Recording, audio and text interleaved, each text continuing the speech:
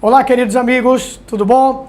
Vamos conversar sobre as ondas sonoras, na verdade, sobre as características das ondas sonoras nesse mapa mental. Você deve ter olhado já algumas provas antigas do Enem e deve ter percebido que em algumas situações, as características, em algumas questões, as características das ondas sonoras já foram cobradas. Então isso é um indício de que elas podem aparecer novamente, tá certo? Então preste atenção, foca legal, concentração total. Vamos lá. Vamos conversar sobre as características das ondas sonoras. Vale a pena relembrar que nós falamos anteriormente já que as ondas sonoras são ondas mecânicas, tá certo? Onde as características foram já citadas. Vamos focar nas características dessas ondas mecânicas, das ondas sonoras. Então vamos lá. São três características que as ondas sonoras possuem. Primeira característica está aqui, a altura.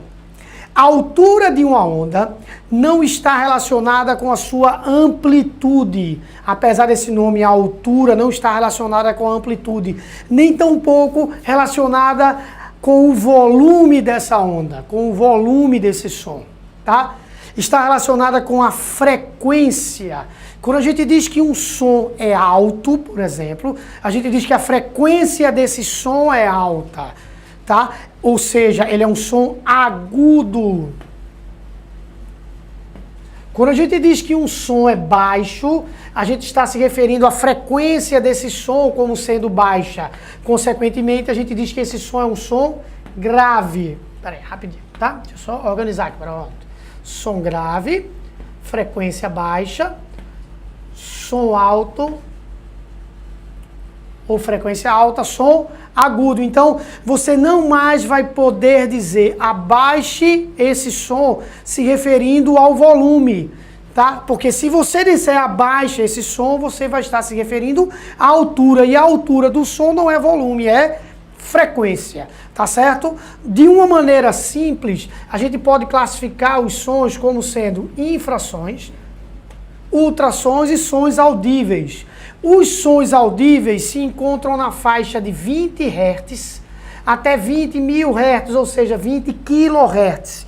Dentro dessa faixa, nós, seres humanos, conseguimos escutar os sons. Obviamente que não só depende disso, mas também depende disso. Também depende da altura.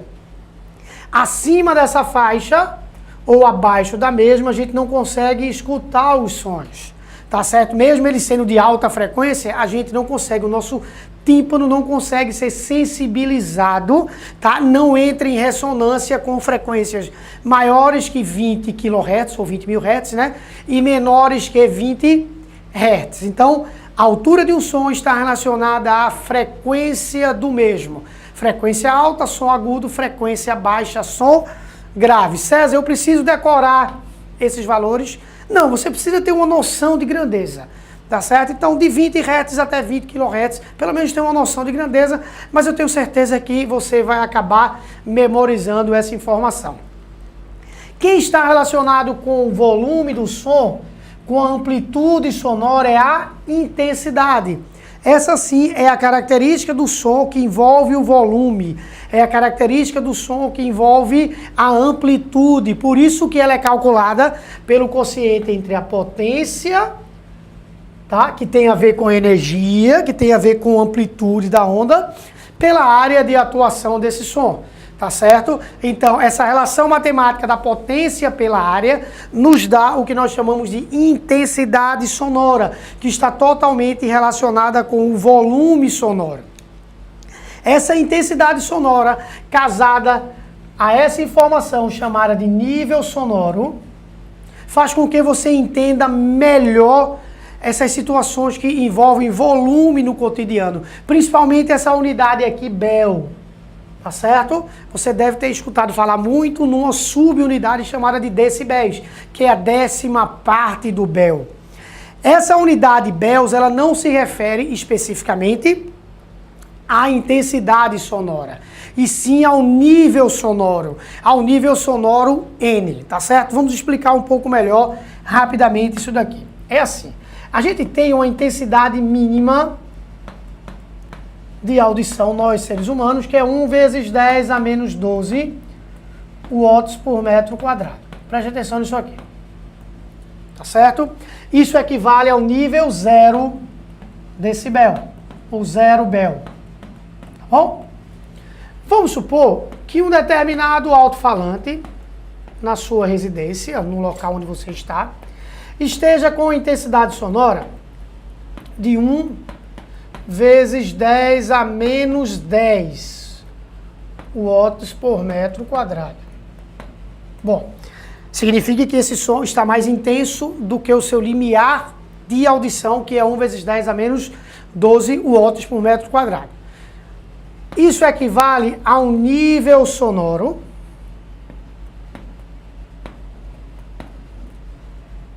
deixa eu apagar aqui, cadê a borrachinha? Aqui.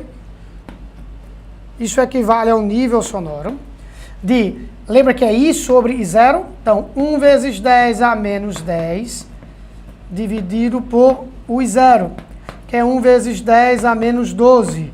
Isso aqui dá 10 elevado ao quadrado. Quando eu cancelo 10 com 10, dá um nível sonoro de 2 bels, que se eu quiser deixar em decibéis, equivale a um nível sonoro de 20 decibéis. César, então quer dizer que quando é 3 bels é 30 decibéis, exatamente. Significa que esse som tem um nível sonoro de 30 decibéis. César, nós escutamos esse som de 30 decibéis, não posso garantir. Você sabe por quê? Porque lembra que para que você escute tem que ser um casamento entre o nível sonoro e a frequência. Se esse som de 20 decibéis estiver entre 20 Hz e 20 kHz, você vai escutar. Se ele estiver fora dessa faixa, você não vai escutar. A mesma coisa ocorre se você tiver um som com a frequência entre 20 e 20 Hz e não tiver uma intensidade acima desse 1 vezes 10 a menos 12 watts por metro quadrado. Ou seja, nível sonoro maior do que 0. Então, dessa forma, funciona o estudo dos decibéis, o estudo da intensidade. E o aparelho que mede isso daí é o decibelímetro, tá certo? Que mede a intensidade sonora. Existe todo um estudo científico, biológico, envolvendo esse nível sonoro, quando é que ele causa dano, quando é que ele não causa dano, mas não está no nosso estudo desse mapa mental, mas aí é interessante você dar uma pesquisada depois, tá certo? Fechada a intensidade sonora, só falta falar sobre uma característica do som, chamada de timbre, tá certo? Quem é músico, caso você seja músico, você vai perceber que, tu vai concordar comigo de que essa característica do som é super importante. Por quê? Porque o timbre permite distinguir dois sons de mesma intensidade e altura emitidos por instrumentos diferentes. Então, se você estiver assistindo a um show de uma banda, tá certo? Essa banda pode estar tocando todo mundo na mesma frequência. Todo mundo afinadinho, certo? Todo mundo na mesma nota musical, tá certo? Todo mundo com a mesma altura. Essa banda tem um técnico de som que está regulando a intensidade dos instrumentos, fazendo com que todos esses instrumentos tenham a mesma intensidade. Mas por mais leigo que você seja, você vai perceber quando um cantor cantar e quando uma guitarra solar, porque você sabe que esses dois instrumentos, a voz e a guitarra, são instrumentos diferentes, ou seja, eles têm timbres diferentes, tá certo? Quem é músico sabe que às vezes você passa anos e anos procurando o timbre perfeito para o seu instrumento. E quem não é músico fica aperreado dizendo, rapaz, por que você muda tanto de instrumento? Porque eu estou procurando o timbre perfeito. É aquela forma de onda que agrada mais você. Tá certo? Então eu coloquei dois exemplos, flauta e voz. São ondas que podem ter mesma altura, mesma intensidade, mas são ondas de formas totalmente diferentes, de timbres diferentes, tá certo? Chegou comigo aqui de novo, ó. Entendeu direitinho?